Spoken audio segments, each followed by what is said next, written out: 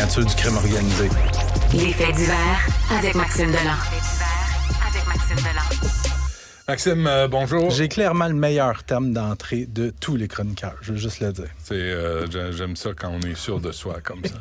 Un patrouilleur de la MTQ, du ministère des Transports, battu en bordure de la 20. Hey, tu sais, je te le dis souvent, les gens ne vont pas bien. Puis je t'en donne un autre exemple. On est dimanche soir, autour de 19h, sur l'autoroute 20, sur le pont Arthur Branchot, dans le secteur de Belleuil.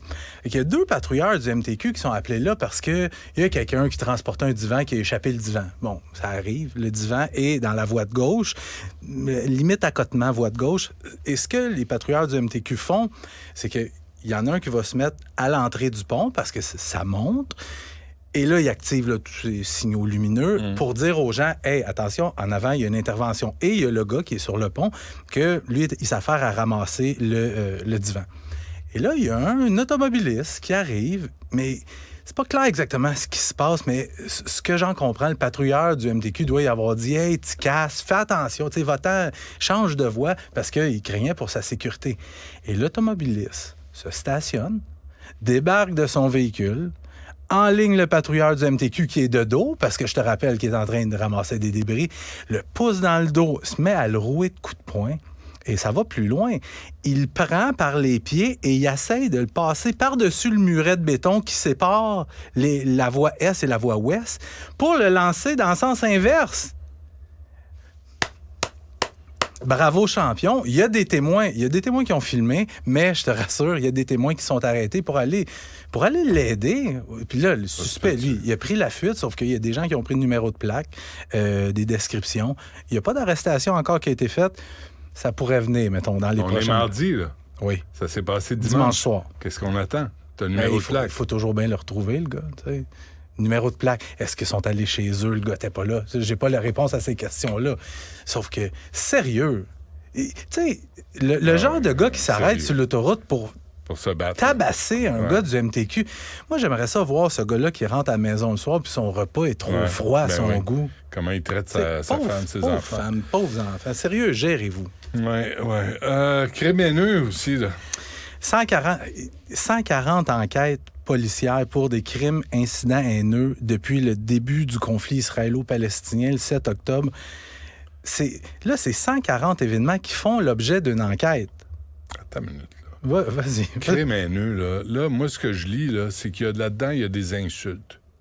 Il y a une différence entre un crime et une insulte. Tu as absolument raison. Ce que Fadi Daguerre, lui, il est sorti hier devant les micros, fait une sortie publique pour essentiellement, tu sais, lancer un message là, de calme à tout le monde. Mais ce qu'il disait, c'est que dans les premières semaines après le conflit, il y avait entre 60 et 65 événements par semaine.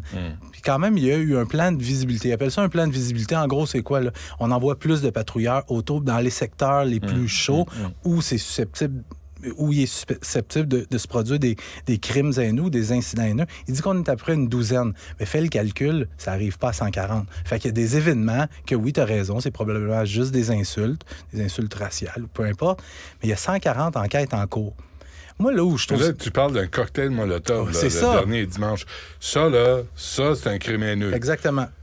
Il y a eu des coups de feu dans des écoles juives. Il y a eu d'autres cocktails Molotov dans des entrées de synagogue. On parle de crime. Là où je trouve ça un petit peu inquiétant, c'est qu'il n'y a toujours aucune arrestation qui a été faite. D'ailleurs, Fadi Daguerre qui s'est prononcé sur le sujet. J'ai rencontré les communautés concernées et je leur ai dit ça en partant en très grande transparence. Pour l'instant, nous sommes en pleine enquête et nous n'avons pas encore fait des arrestations en lien avec ce que vous mentionnez, les tirs de coups de feu et certains cocktails Molotov. Par contre, les enquêtes continuent. Et je leur ai expliqué que ça risque d'être... C'est complexe et ça peut être un peu long. Mais en attendant, on ne les lâche pas. On va être là en visibilité, en proximité avec eux. Mais effectivement, les gens s'attendent à des conséquences, s'attendent à des arrestations. Et je les comprends. Je veux avoir des arrestations en lien avec ces événements-là, mais je ne peux pas les inventer non plus. Mais moi, ce que je trouve inquiétant là-dedans, c'est que j'ai peur qu'il se produise quelque chose de plus grave. Tu sais, on a vu, ça fait 2 jours, dans le coin de Burlington, 3 Palestiniens atteints par balle. Et tu as plein d'éléments qui sont réunis pour faire sauter la marmite. La religion, hein? Oui. C'est ça. Il y a ça de bon dans la religion. Mais il faut que les gens aussi comprennent... Il faut qu'on arrête avec ça. Il faut que les gens comprennent... peu importe, sortez 25 fois par jour dans la rue pour manifester. Ça ne changera rien sur l'issue du conflit là-bas, puis ça va continuer. En passant, le 1,7 million en temps supplémentaire au SPVM, peux-tu envoyer la facture? Valérie Plante, peux-tu prendre un appel, là, puis faire un appel, puis appeler une des crapules du Hamas, là, qui sont millionnaires ou milliardaires, qui se réfugient au Qatar, puis dire, on vous envoie une facture de 1,7 million. Voulez-vous nous la rembourser, s'il vous plaît?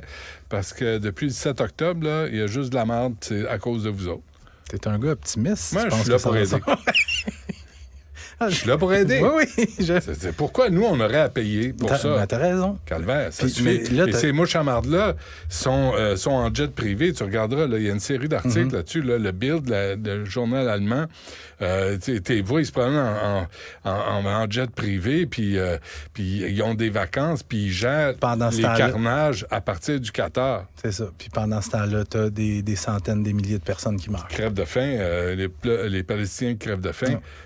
Au moins, on devrait juste sonner que pour leur dire « fuck you ». Mais je les inviterais à regarder les images. Moi, je les regarde parce que je veux voir ce qui se passe. Je trouve ça atroce comme image. Bref. Rapidement, victime de sextorsion, c'est épouvantable. Ben oui, je termine avec ça parce que c'est un problème qui est déjà extrêmement inquiétant et qui, selon moi, le sera encore plus dans les années à venir. C'est en Colombie-Britannique que ça se passe. Le jeune, il s'appelle Carson Cleland. Il s'est enlevé la vie à seulement 12 ans après avoir été victime de sextorsion. Puis aujourd'hui, il y a les parents du jeune qui lancent un cri du cœur en disant aux parents: parlez à vos enfants des prédateurs en ligne, expliquez-leur les dangers des réseaux sociaux. Tu sais, juste à Montréal, Benoît, dans la dernière année, le nombre de plaintes pour sextorsion a plus que triplé. Puis, juste très rapidement, la sextorsion, c'est quoi? C'est que tu reçois sur ton réseau social, que ce soit Snapchat, Instagram, Facebook, une demande d'amis ou quelqu'un qui vient t'aborder en te disant rapidement, envoie-moi une photo de toi relativement nue. Tu le fais, puis après, il y a du chantage. On demande de l'argent et tout ça. Ouais. Encadrez vos enfants là-dessus, vos ados. Ouais. Merci, Maxime. Salut. On se reparle demain. Salut. Du Trisac. Des propos cohérents. Des opinions différentes. Vous écoutez Du Trisac. La rencontre